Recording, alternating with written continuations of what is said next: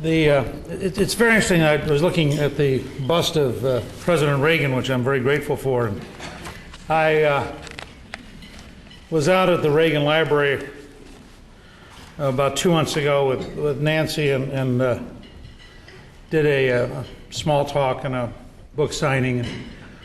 It's fascinating. If you get a chance later on, this particular bust is a perfect example of Reagan in that he's smiling. And Reagan was smiling almost all the time. If you look at pictures of Reagan, they're almost always optimistic, they're almost always confident, they're almost always happy. And I think that there's a profound underlying reason for that, which all too many conservatives can't quite relax and come to grips with. First, I think Reagan believed that he represented the long-term ocean of freedom. That just as Washington had helped launch it, just as Lincoln had helped define it, that he in fact personified and was part of a movement which in the long run represented literally both what God believes and has said to us, and the whole notion of our Declaration of Independence, that we are endowed by our Creator, that our rights come from God, and that we loan rights to the government. The government doesn't loan rights to us. And so I think Reagan felt that he was part of a bigger thing than himself, and he was able to relax into the larger thing, even through some fairly difficult times. Remember, in the late 70s, it was not at all obvious that freedom was going to win. We went through a very difficult period in which Jimmy Carter presided over probably the most destructive administration of modern times. And where there's a period there where we were at 13% inflation, 22% interest rates, sliding into the deepest recession since the Great Depression. The Soviet Union was on offense worldwide. There were Soviet forces in Afghanistan. In Mozambique and in Angola, they were financing the Cubans. They were paying for a peace movement. We now know this as a fact because we had the archives. They were paying a peace movement in Western Europe. They were on offense in Grenada and in Nicaragua and El Salvador. And Jimmy Carter went on national television and gave a speech in which he explained that the reason we all were feeling miserable is that we had malaise, and that we should grow up and recognize that we were going to fail, and that therefore if we just lower our expectations to the level of mediocrity he was prepared to give us, that we would all feel more happy. And that while we would be miserable, we could create misery stamps, and the federal government could ensure that misery was shared equitably across the entire country. Well, Reagan captured that moment in his campaign in 1980, and he had a technique, and he had been a Democrat. He'd been an FDR Democrat. He'd actually made commercials in 1948 for Truman and for Hubert Humphrey. And I don't know to what extent he got the rhythm of this, because this was not something normal Republicans could do, because normal Republicans are really stiff and they're ponderous by comparison. Reagan had this one great line where all through the 80 campaign where he'd say, a recession is when your cousin is unemployed. A depression is when you're unemployed. A recovery is when Jimmy Carter's unemployed. And that rhythm of humor, that rhythm, that sense that he represented, no matter what the immediate moment, he represented a long-term movement towards freedom that I think gave him a confidence under virtually every circumstance. I first had a chance to spend a little time with him one-on-one in the fall of 1974. I was a candidate for Congress for the first time. I was a Yankee-born Georgia Republican college professor with a strange name and a strange voice, clearly non-Southern accent, running in the middle of Watergate against the dean of the delegation. And it was a difficult year. And he was campaigning in October. He had one California state policeman with him and had an extra hour at the airport.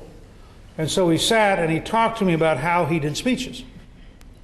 And that he had a set of cards that he carried, usually he carried them in his briefcase, and then before a speech, he would sort through about 30 to 50 cards, and he'd pick about 12 to 15 and put them in his pocket. And they were the speech.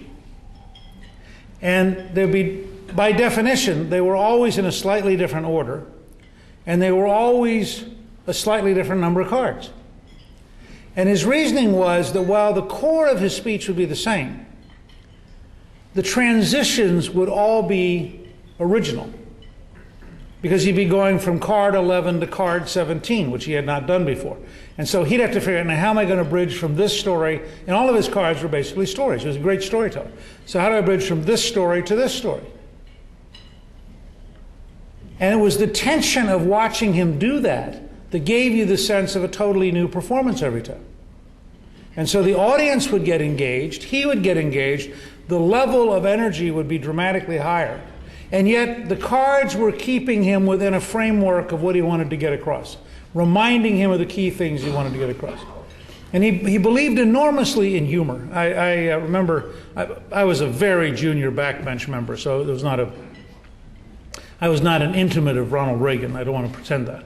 But on a couple of occasions, I got to fly on Air Force One. And one of my most cherished pictures is he and I standing in our shirt sleeves laughing on Air Force One together. And he would always come back after the plane took off, and he would always tell stories. And he collected anti-Soviet stories. Now, it's hard, again, for those of you who are really young, it's hard to remember. There was once a Soviet empire. It was a powerful and evil thing. It was a genuine threat to take over the world. As late as 1980, a French intellectual was writing a book on the death of democracy. There was a genuine belief among our elites that the Soviet Union was inevitable, and that we, in fact, we had to have détente, which was a French word meaning understanding. And conservatives thought we should have angry détente and we'd yell at the Russians while we were losing. And liberals thought we could have happy détente and we could hug the Russians while we were losing. But the elites all believed that the Soviet Union was the wave of the future, and that we were losing. And Reagan had come along, and in this, exactly, I was just so struck by this bus, because it's the smile that reminded me. Reagan comes along, and a young reporter runs up to him and says, "What's your vision of the Cold War?" And we've had about the worst 7 years of the Cold War in the 44-year period of the Cold War prior to Reagan getting this question. And Reagan says, calmly, pleasantly, 4 words that I think changed the history of the world. We win, they lose. Now, Strobe Talbot at Time magazine considered moving to New Zealand. The entire New York Times editorial board contemplated suicide. CBS News was convinced Reagan was a dangerous cowboy. The average American looked up and thought, our side, their side, of course. Our side wins, their side loses, got it. And it was part of this underlying mystique. So he collected anti-Soviet stories. The one I remember vividly, he told one time, this was in the Gorbachev phase. And Gorbachev was wrestling with glasnost and perestroika and was desperately trying to reform and modernize communism. He was not, in fact, a liberal. He was not, in fact, trying to get rid of communism. He was trying to modernize communism so it could survive. And Reagan said, man gets up in the morning, goes over, stands in line, waiting to get some beef. Waits 2 hours, gets to the front of the line, and the man says, "I'm so sorry, we just ran out." He sighs, he goes down the street, he gets in line to buy chicken. Gets to the very end of the line after an hour and a half, and the man says, "We're all out." He goes over to the third line for fish.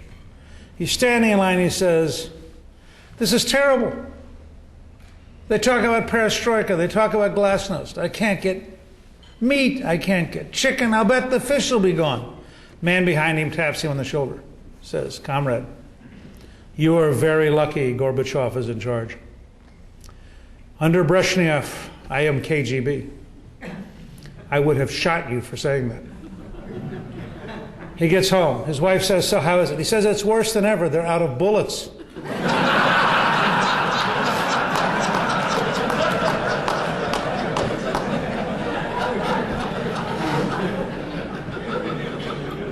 Now notice the very subtle duality of that joke. Because that joke is saying 2 very different things simultaneously. It's saying, first of all, that centralized state bureaucratic monopolies fail. A line you could take, for example, to the Baltimore schools. And it says, second, that we have the moral superiority to tell a joke about your dictatorship. And it was devastating. And Reagan began every negotiating session with Gorbachev by telling him jokes. And it just drove him crazy. The first time they met, which was in itself extraordinary, and they met alone. George Shultz recounts with great pride that, Reagan, as people now are beginning to finally admit, Reagan was a very smart, very serious man who studied very hard when it mattered.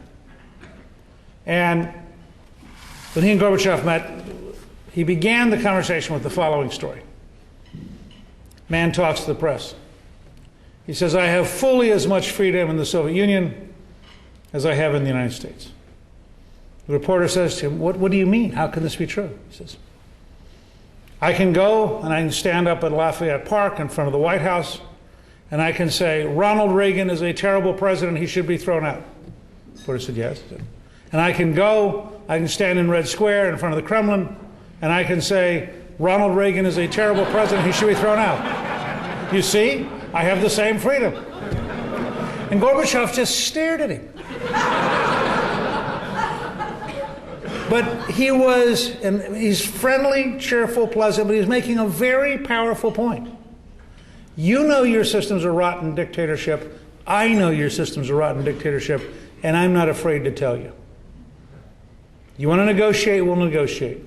But I don't have to be nice to negotiate. And I think that set a tone that people didn't understand and made a lot of what Reagan accomplished possible. Now, let me apply this to where you are, because I want to start and just say that I think that what Ellie Gold has done is very, very important. And I commend you for your civic leadership, for the number of hours you put in on this, for the number of emails you've sent, the phone calls you've made,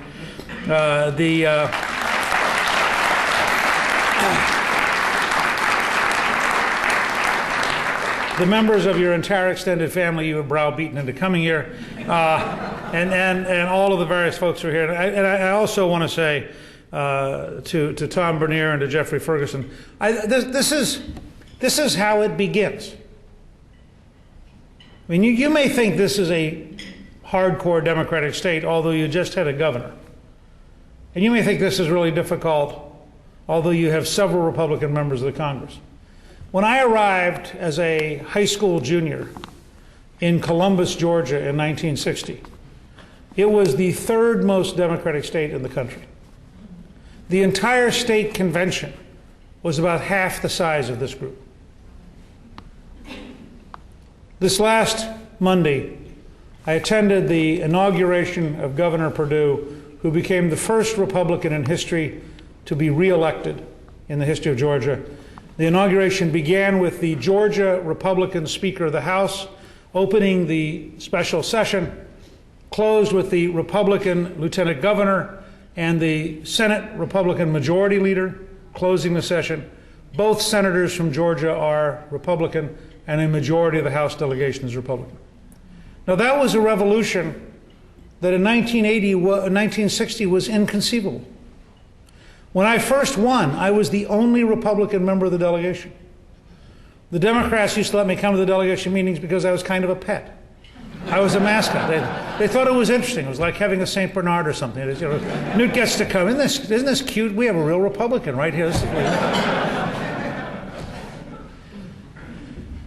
And I want to share with you just for a couple of minutes some principles that I think are really important, and then I want to take questions. But let me, before I do that, I want to go back to something that Rabbi David Gottlieb said about where our rights come from and the core moral fabric of freedom in this country.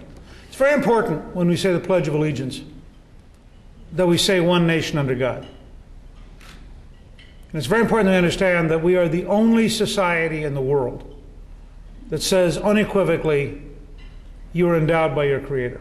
I recently wrote a book called Rediscovering God in America because I got so angry at the Ninth Circuit Court suggesting that it was unconstitutional to say one nation under God that I concluded that we had to have a straight, head-on, knock-down, drag-out discussion about the nature of America. And Rediscovering God in America takes you from the National Archive to the Washington Monument to the Jefferson Memorial to the Lincoln Memorial, to the Roosevelt Memorial, to the Second World War Memorial, to the U.S. Capitol, to the Supreme Court, which, by the way, has Moses and the Ten Commandments on the wall, and opens every session asking God's support.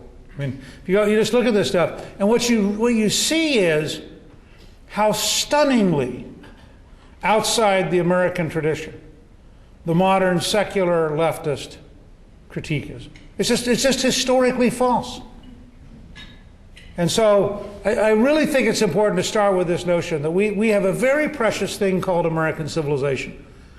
This is a unique country. People come from all over the planet, and they learn to work with each other within the rule of law with remarkable speed. People who back home would kill each other become business partners in America. Their children play on the same team.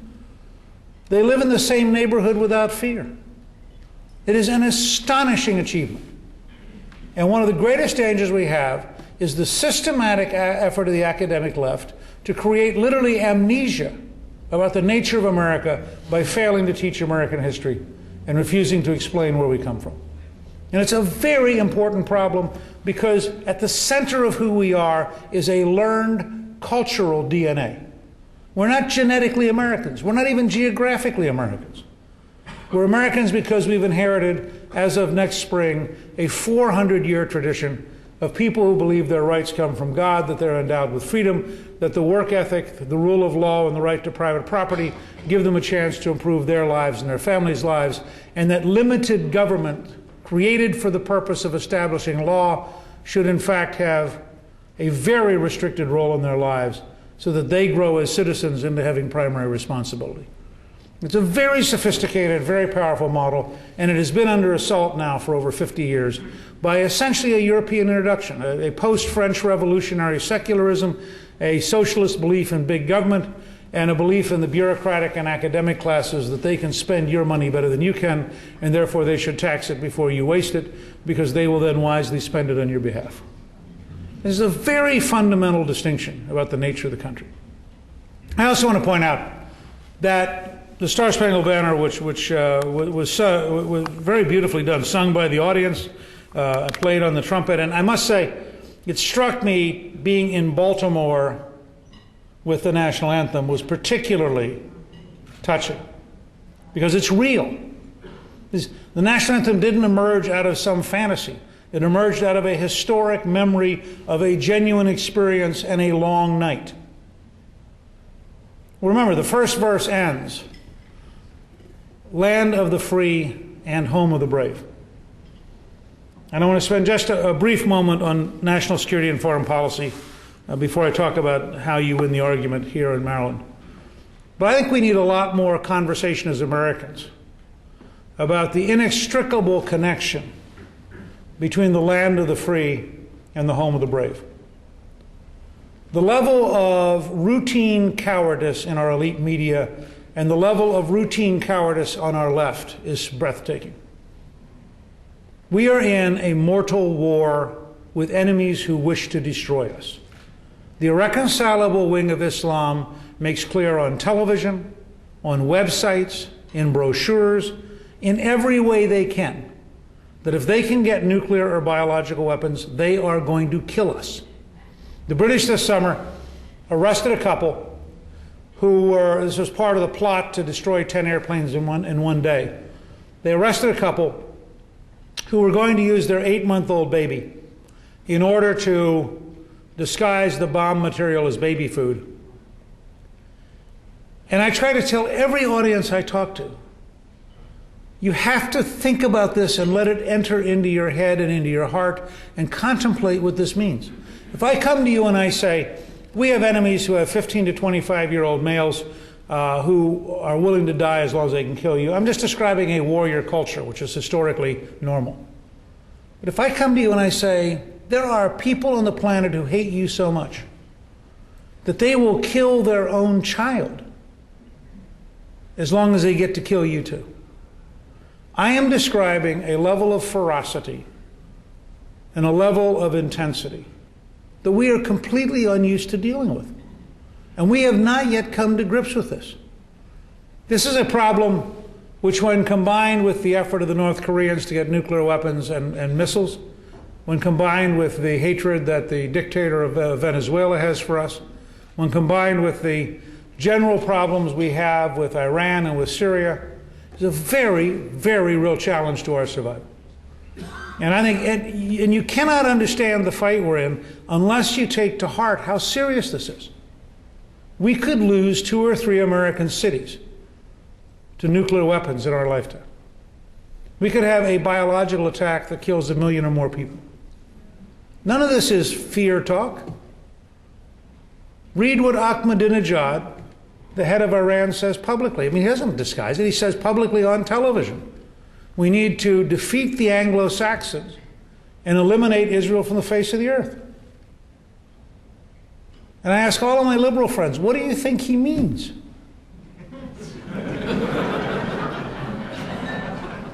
Now, I think, frankly, if I were a tenured faculty member at Harvard or Berkeley, I could probably explain to you that the term defeat the Anglo-Saxons and eliminate Israel from the face of the earth is, in fact, highly symbolic language suggesting he was abused as a child and indicating his desperate need for therapy.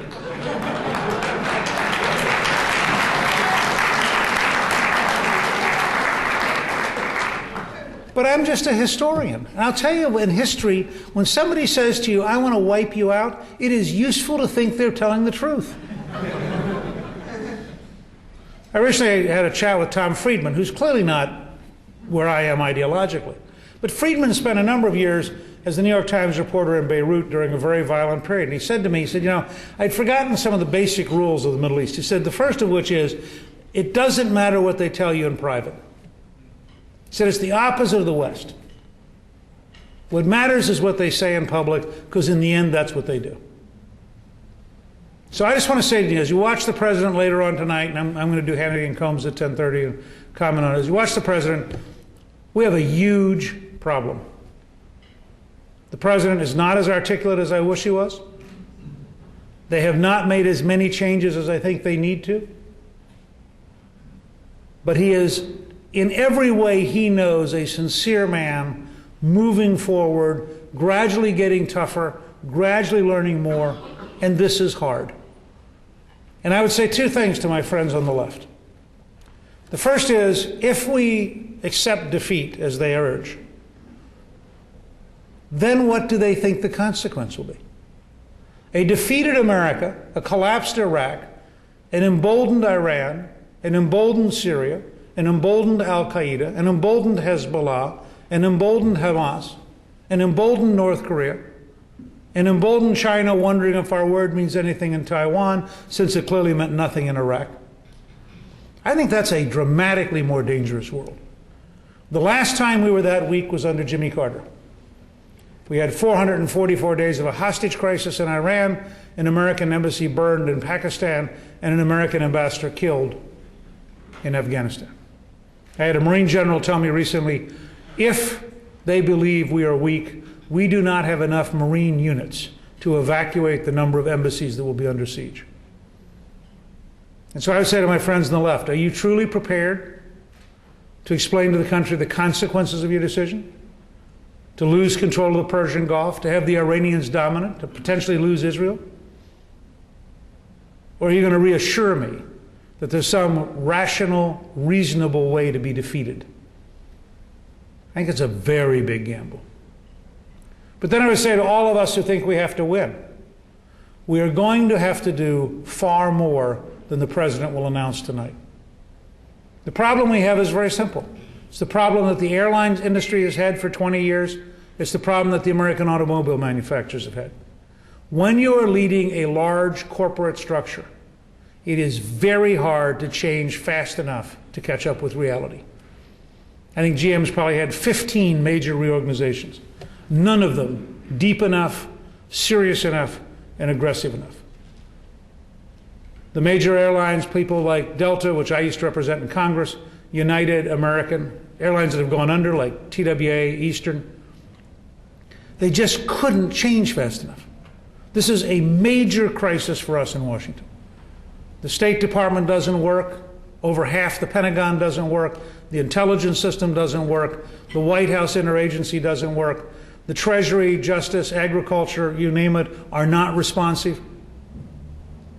It's not just policy. I said on Tim Russert the other morning, it's as though he wanted to go to Boston, I wanted to go to Los Angeles. We were having a huge policy debate, and the car outside had no engine. And so whoever wins the policy debate runs out, jumps in the car to go to where we've now agreed we're going, and it doesn't move. And nobody in Washington is willing to slow down enough to realize how fundamental this problem is. And we're going to have to, over the next 3 to 5 years, fundamentally overhaul and profoundly change the national security and homeland security apparatuses of the United States, or we're going to risk very significant defeats. Now, that's not why you're here, but I think it's so important to our future and our survival. I want to take a minute to talk about it. Let me very briefly tell you what I think you should do. This is my personal belief. I've been active in the conservative movement, I guess, since as a high school student I began reading about Barry Goldwater and read Conscience of a Conservative and was active in '64, and I've done a lot of things since then. I think that there are several big changes we need that need to move conservatism to a new plateau. We need to move from principles to policies. That is, you say you're for markets, fine. Tell me how that applies to healthcare. Tell me how that applies to the environment. Tell me how that applies to education. Tell me how that applies to retirement planning. Tell me how that applies to competing with China and India. So what are the policies that grow out of our principles? Second, we have to move from ideas to solutions. Solutions is a much higher standard than ideas. It's relatively easy to have an idea. It takes a tremendous amount of work to take that idea and turn it into a solution. Third, we have to understand that people actually listen at 3 levels. They listen personally, they listen historically, and they listen politically.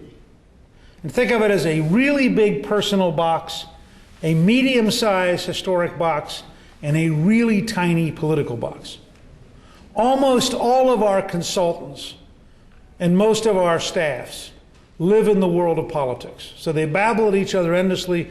They read Hotline every day. They read the Drudge Report. They watch Fox News. They listen to Hannity on radio. They are totally immersed in politics, and they love it. The average, normal, well-adjusted human being almost never engages in that world. And our challenge is to take our policies as we translate them into principles, and to take our issues as we translate them into solutions, and describe them first at a personal level. I mean, there is no greater failure of the conservative movement than the fact that young African American males are killed regularly with no change in their neighborhoods. They're imprisoned routinely with no change in the quality of their life except it gets worse. If an African American male who drops out of high school has a 73% likelihood of being unemployed in their 20s and a 60% likelihood of being in jail by their 30s.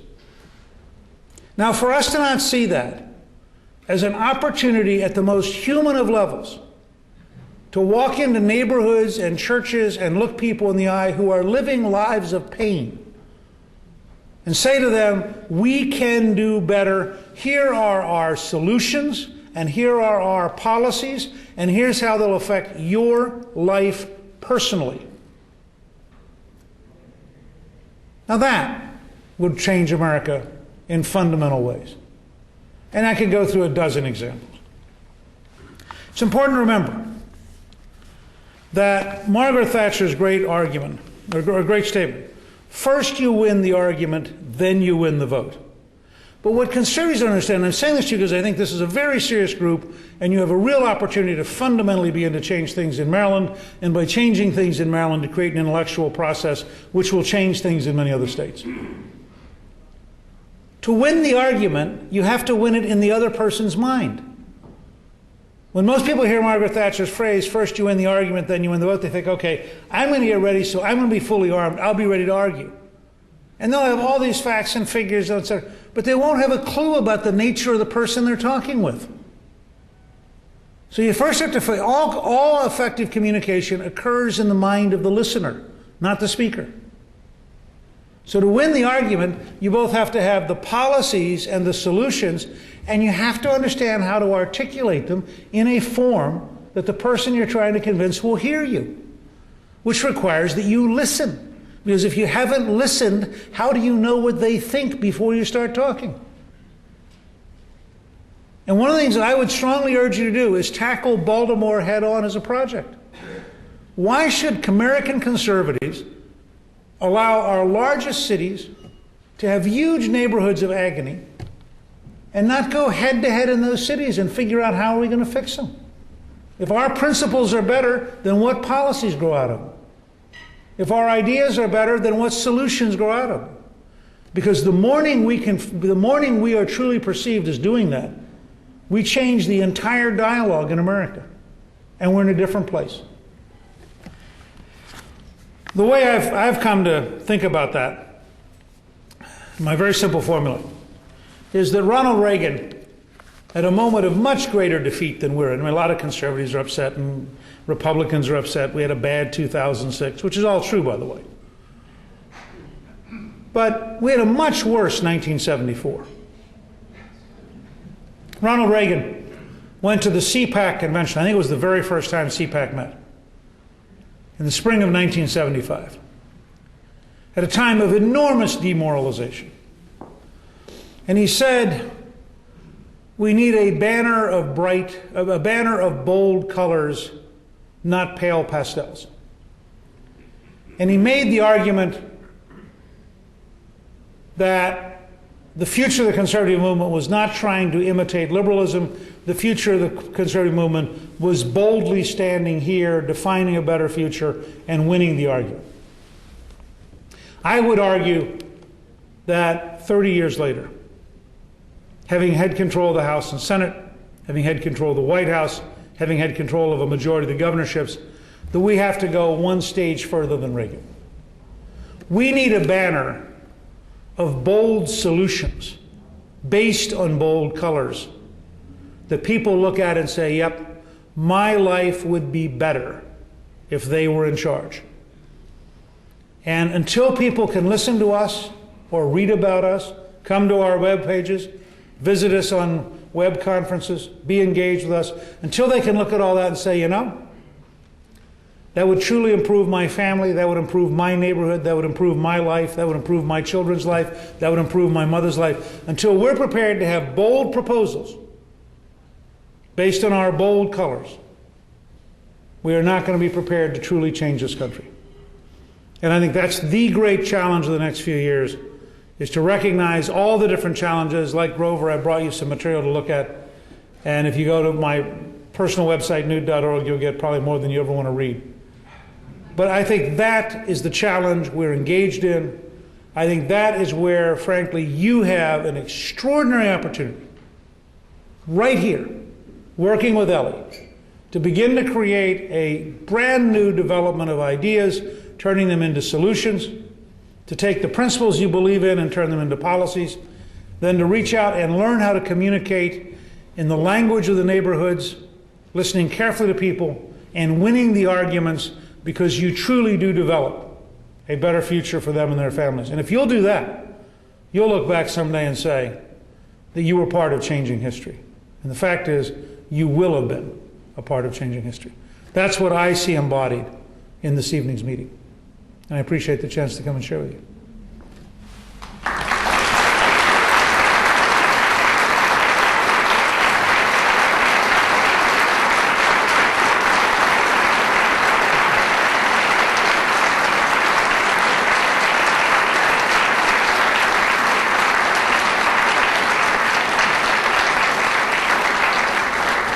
Thank you very much. I think if it's okay, Ellie, I'm going to take questions for a few minutes. Is that all right? Okay, good. So why don't I just look out and if anybody has a question. Yes? Hi. You said that we need to do far more than the president will announce tonight in Iraq, 21,500 surge of troops. What would you say we need to do? Well, I think the first thing he needs to do is appoint one person in charge of the war in Washington, and have that person will report directly to him, and have that person capable of coordinating every element of the executive branch for the purpose of winning the war. You need somebody who says to every one of those departments, you will do this by tomorrow morning. The interagency process is totally broken. There is no reason to believe it can be fixed in the context of this war. Second, he needs to convert all the economic resources so they go through the military, so that the officers on the ground who are in the middle of the fighting, who know the area correctly, are able to spend the money directly in ways that they believe are effective. Third, we have to change the rules of engagement so that when we pick up an insurgent or a terrorist or a militia member, we keep them for as long as necessary. There's a recent very good article by Webb and Cohen pointing out that we in fact have a catch and release program right now, so the very same person is back out on the street. And I think our goal should be to say, if we think that you are a threat to the public safety, you're not going to be back on the street till the war is over. Fourth, I think that the commanding general, General Petraeus, going in should be in the lead and the ambassador should be in support. If this is a real war, then Eisenhower was in the lead in Europe. They didn't have partnerships between the State Department and the commanding general. The State Department's job was to support the commanding general. Those would be examples of the scale change. Finally, one last example. They very badly need to build a national police force like the Italian Carabinieri or the French Gendarmerie because the local police are too corrupt and too infiltrated, and they need a well-trained, deeply advised system. I'll just say one last thing where I think I probably do disagree with the president, because the president says something which is contradictory. If this war, let me say first of all, if this war doesn't matter, we should leave tonight. I mean, if you come to a conclusion we can afford to get beaten, then the correct strategy is leave tonight. But if this war does matter, if this is a matter of American national security, then you cannot say we're going to do about as well as the Iraqis can figure out. It took us from 1776 to 1789 to move from a Continental Congress to swearing in George Washington. The idea that in the middle of a war, we're going to somehow magically have an effective Iraqi bureaucracy invented on top of a totally shattered civil society with a 30-year brutal, ruthless dictatorship, and they're somehow magically going to overcome all of a lifetime of habits within the framework allocated by the next congressional hearing is an absurdity. If we have to win in Iraq, then let's do what it takes to win in Iraq, get as much help from the Iraqis doing it as we can, but understand realistically, it will be American advisors helping Iraqi units, retraining the entire system and making it work. It won't be because we magically get the Iraqi equivalent of the ACLU to show up next Tuesday and do their job. I just think that those would be examples of the scale of change. It's not about the number of troops. It's the total strategic setting and the drive and the energy and the will that we apply to make sure that we, in fact, defeat the bad guys. Yes, sir. There are a number of people who say that the possibility of Iran getting a nuclear weapon far outweighs all these other considerations in the Middle East. Do you have thoughts about how you would prevent that from happening? Yes, I am absolutely in favor of replacing both the Iranian, Syrian, and North Korean dictatorships, and I believe it's the only safe strategy for the U.S. And I believe that our first stage should be to follow what Ronald Reagan did in Poland, where, remember, the Soviet Union collapses without firing a shot. The fact is, I'm talking now outside of the Afghan campaign, which was very, very tough. But when you go into Eastern Europe, when you look at what was happening all through the Reagan years, we had a very methodical, systematic effort to reach out to dissidents. We had poured an enormous amount of money in to support solidarity as a union. We worked very closely with the Catholic Church in reaching out and networking Poland. And as a result, it became unmanageable. And the dictatorship began to fall apart.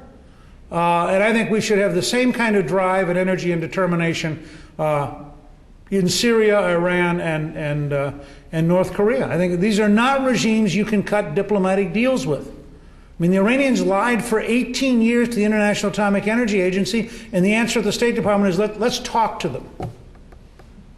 Well, how do you talk to somebody who's a methodical, systematic liar? I mean, what do you think they're going to do? Suddenly decide they joined the Rotary Club?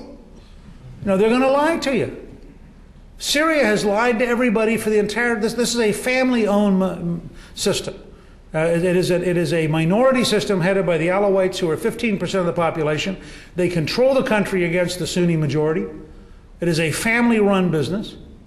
And they've been in charge since 1971. Now, what leads us to believe they're going to be different next week? And I just think we should have, our core strategy should be to say, we'll support every possible effort to have people rise up and replace these three regimes. They are terrible regimes, and they are ultimately direct threats to our survival. But I think you can probably replace them peacefully. You could certainly replace them peacefully if you had a State Department and an intelligence community that was competent in the field. Yes, sir. You talked about sort of winning by enacting those policies and getting things done and making government work. Well, at the same time, you're trying to do that, and the conservatives get beat up on the social side with the things, whether it's abortion or stem cells or whatever, which matter to people, but don't matter to the survival of our civilization, obviously. So how do you accomplish but yet not get beat up on the social things and lose that argument and then lose the elections? It's a challenge. What is a challenge? Well, look, if you're a conservative in America today, it's a little bit like being a sailor, knowing that you got a headwind. You know, you get up in the morning and you go, gee, I wonder if the elite media will be opposed to me. Probably. You know, Reagan understood that this. I wrote a paper which didn't get anywhere with the Bush campaign team in 2004. John Kerry was the weakest Democrat since George McGovern.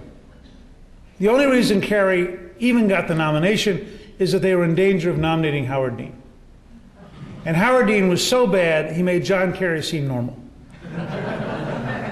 And I wrote a paper, which you can go find at newt.org, I think it's called A Governing Majority. And it points out that on 53 issues, literally 53 issues, John Kerry was on average in a 77 to 17 minority. I want you to think about those numbers. Now, I went around and tried to explain to my former colleagues that if you have an opponent who's in a 17% minority, I mean, don't talk about, you know, swift boat veterans and did he salute, and talk about what he stands for. And we should have been able to win that election with 58 or 60% of the vote. And I figured out after the election that the numbers didn't work. The Republicans being like Republicans, you'd say, I'll give you an example. The right to say one nation under God in the Pledge of Allegiance is a 91% issue. The number actually opposed is about 2% don't care. Now, yeah, I'm an old-fashioned kind of guy. You show me a fight where I can have 91% and you can have 7%, and I'll be in that fight every morning. But in the elites, it makes them feel bad. And their consultants despise it, because there are very few consultants are conservatives culturally. So the Republican consultant class goes, well, you can't use that issue. You'll sound like you're a right-winger. Well, at 91%, the right wing in America, if you assume 50% is right wing, I just got everybody who's in the right, everybody who's in the middle, and 2/3 of the liberals. Why wouldn't you use a 91% issue? But we don't feel so. So what we did, and you'll see this if you go look at the paper, we rewrote it with circles. So there's a big circle with 91 and a tiny circle with 7. And I went up to the hill and I said, be with the big circle and smile. Notice the smile. And I think it's exactly what Reagan got. What you do in these circumstances, because you know the news media is against you, is you pick fights where even when they attack you. I mean, Grover is a great example. If we can find a way to stumble into a fight where the Democrat is saying, I want to raise your taxes, the great Walter Mondale moment. I was in very quickly, I was in San Francisco in 1984. I was part of a truth squad. And we held a press conference every morning about 10 a.m. to attack the Democrats, whatever they did the night before. Walter Mondale gets up for his acceptance speech, and he says, the other guy is going to raise your taxes, but he won't tell you. But I want you to know, if you elect me, I will raise your taxes. We canceled our press conference. We didn't want to get between Mondale and the American people. We didn't want to clutter the message. We were following a Woodrow Wilson rule, never murder a man who's in the process of committing suicide. Modern Republicans would have said, oh, That would be an unfair issue to debate because, after all, you know President Reagan will probably raise taxes later, which in fact is what some of the White House staff wanted to do. But they got outmaneuvered, partly by Grover, by Vin Weber, Jack Kemp, Trent Lott, and Bob Caston. A group of us got together. We passed the no tax increase provision in the platform. We made it such a big issue that, you know, it worked until 1990. So anyway, one last question if there's somebody. Yes, sir.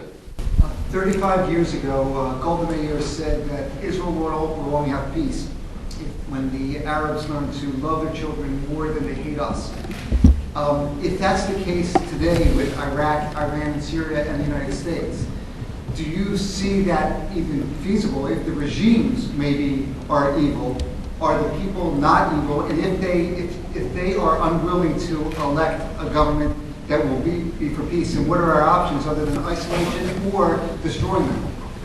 Well, I think you may be faced with the reality that you are going to have to undergo such profound change in the cultures that it is going to be a very serious and very systematic problem. I mean, the Germans learned to give up Nazism in part because they had no choice. The Imperial Japanese learned to give up being aggressive militarily because they had no choice. The great failure, I think, of the Israeli system in the last 40 years has been that despite total control of the West Bank and total control of Gaza, they have never figured out how to build a system of support so that moderate Palestinians who were willing to live in peace were physically safe, prosperous, and had self-respect. And as a result, today the fight is between Fatah, which used to be the most terrible organization, and Hamas, which is worse than Fatah. And I think that is a terrible failure of policy on the part of Israel. The problem the United States has in Iraq is the same thing. People who are your mortal enemies have to understand that they have to be afraid. The most powerful nation in the world shouldn't have to be afraid. We do not today have the intelligence, police, and military systems to grow successful neighborhood control systems. And that's what you come down to. You end up saying, you know, we're not going to tolerate people who want to kill you. We're not going to allow, for example, for years we've given money to the Palestinian Authority while they have school textbooks which don't show Israel as a state and which have math questions like, if there are 10 Jews and 3 get killed, how many Jews are left? That's a math question in a book we paid for indirectly. That's just stupid. And so we're going to have to end up presently being relentlessly tougher, relentlessly more systematic, and dramatically more clever. And the alternative to doing that is to eventually lose several cities. I mean, this is a really, I cannot overstate for all of you, this is an existential problem of survival. Now, I'll close this on. I see no reason we can't win. We are the most powerful country in the history of the world. We have a worldwide series of alliances. There are billions of people on the planet who don't want their airplane blown up.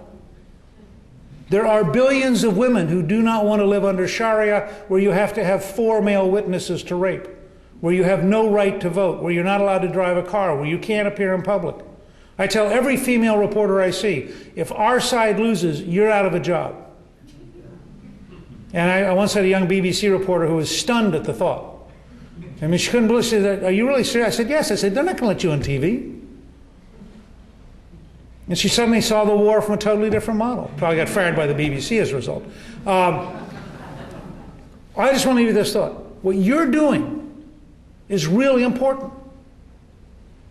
It was a handful of aggressive young people, Paul Coverdale, Mac Mattingly, John Linder. There weren't more than 10 of us who created the modern Republican Party in Georgia. Literally not more than 10 people. And what you're doing by gathering together, by talking, by meeting every month, by having ideas, you're starting the game, you're starting the opportunity. And if you persist at it, I predict to you that the failure of the institutions of the past are so enormous, the opportunity to provide better way of life with greater quality, with more choice is so great, that you will, in fact, within 10 to 15 years, have a revolution in the quality of life in the state and a fundamentally different system of governance, and the people of the state will be dramatically happier. And I think that's a cause worth your spending time on. And again, I want to just close by saying, Ellie, I particularly appreciate the leadership you are giving, the hours you're putting in, and the courage you're showing. Thank you all very, very much.